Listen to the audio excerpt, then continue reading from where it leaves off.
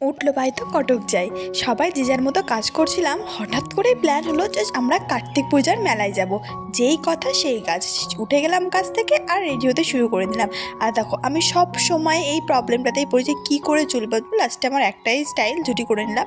আর মাকে আমি বলছি মা একটু হাই করো, মা বুঝতেই পারছে না। যে লাস্টে মা হাই করে দিল। আর আমরা তখন সবাই রেডি হয়ে গেছি, এখন আমরা যাব মেলাতে।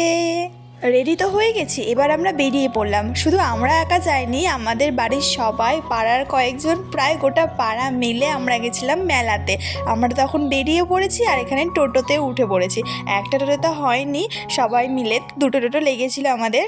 হিয়া তো একা হয়ে গিয়েছিল একটা টোটোতে, সেই জন্য মায়েরা টুকটুকি ওকে দেখে একটু রাগাচ্ছিল আর একটু হাসছিল। তারপরে আমরা টোটো থেকে নেমে মেলায় ঢুকছি। এখন মেলায় প্রায় ঢুকে পড়েছি। আর দেখো এদের তিনজন তো পুরো এটা নিবো সেটা নিবো করে পুরো মাথা খেয়ে নিল। এদেরই মজা সত্যি। তো দেখা হচ্ছে নেক্সট পার্টে, বাই।